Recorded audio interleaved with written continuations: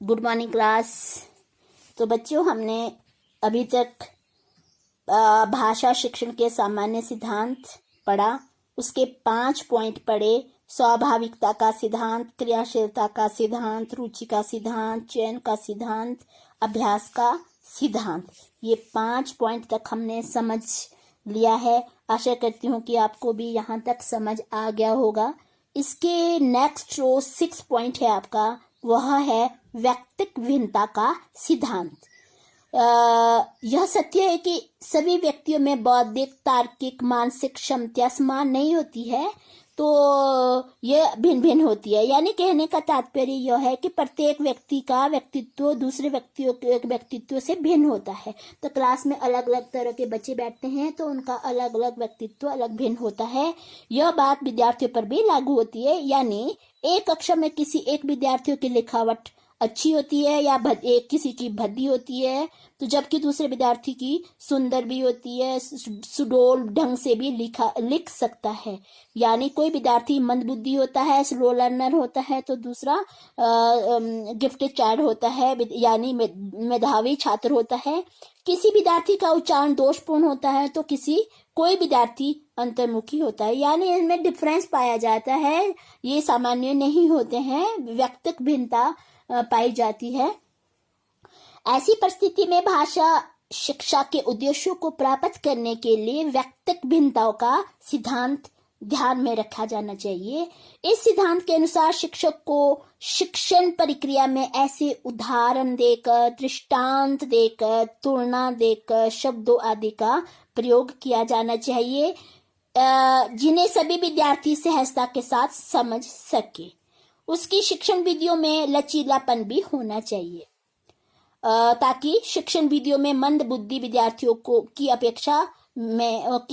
अपेक्षित भी मतलब उसमें व्यवहार परिवर्तन लाया जा सके।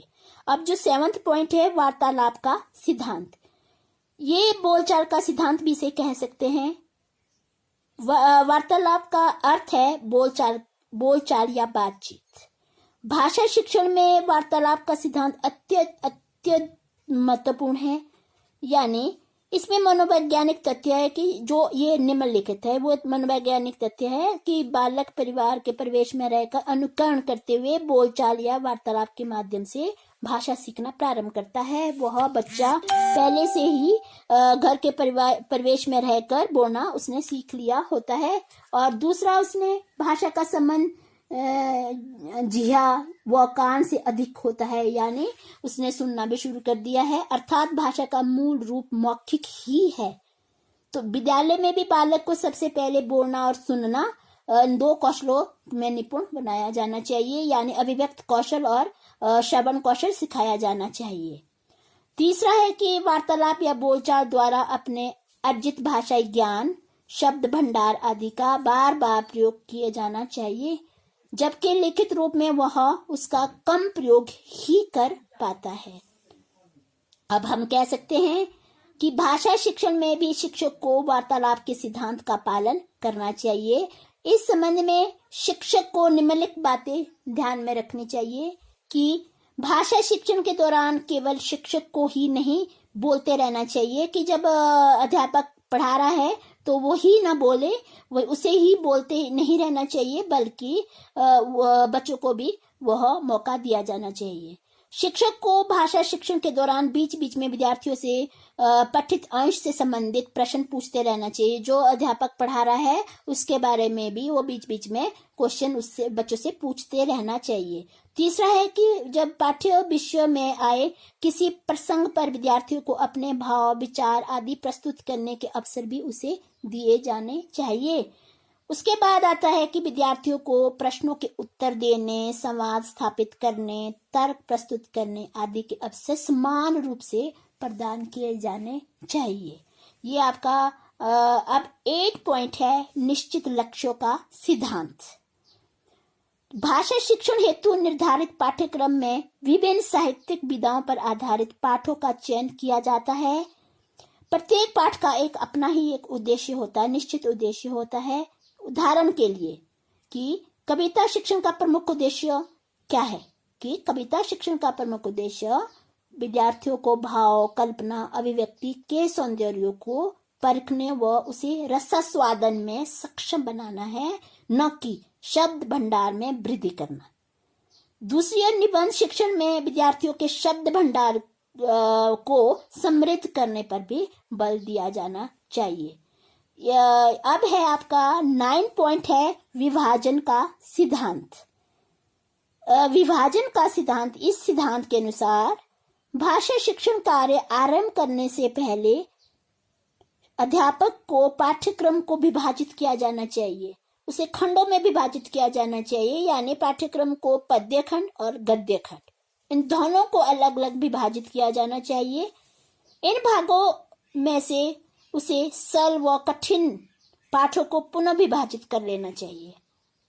शिक्षण प्रक्रिया सदैव सरल पाठ से आरंभ की जानी चाहिए। जब भी अध्यापक पढ़ा रहा है तो उसे सरल से कठिन की ओर सरल पाठ से आरंभ की जानी चाहिए, ताकि कठिन पाठ का शिक्षण कार्य आरंभ करने से पहले ही विद्यार्थी के शब्द भंडार, पूर्व ज्ञान आदि में भी वृद्धि हो सके।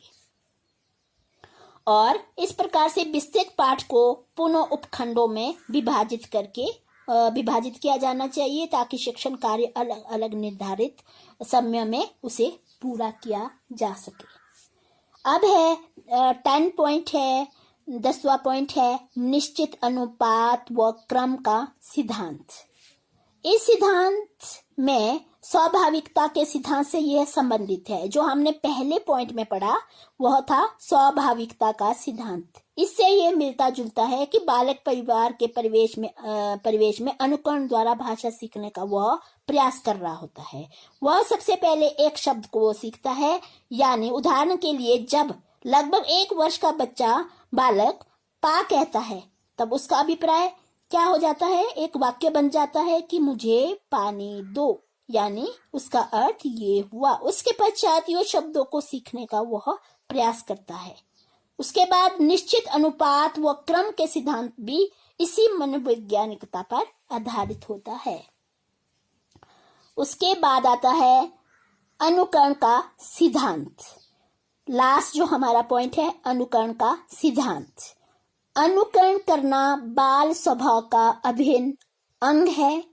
घर के परिवेश में रहकर बालक अनुकरण द्वारा ही भाषाई ज्ञान प्राप्त करता है, क्योंकि वह घर से ही अनुकरण सीखना शुरू कर देता है, अर्जित कर देता है, भाषा को सीखना शुरू कर देता है। अतः जो उसकी मनोवृत्ति को आधार बनाकर भाषा शिक्षण में अनुकरण का सिद्धांत अपनाया गया है।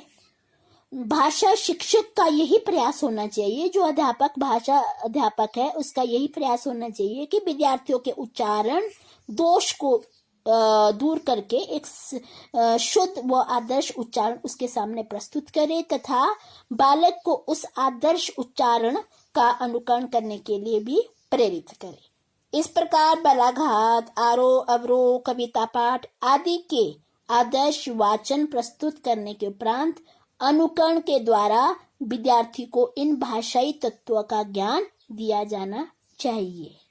तो बच्चों, ये आज का जो ये खत्म हो गया, तो हमने पढ़ लिया है भाषा शिक्षण के सामान्य सिद्धांत। नेक्स्ट पढ़ेंगे हम शिक्षण सूत्र। Okay, thank you.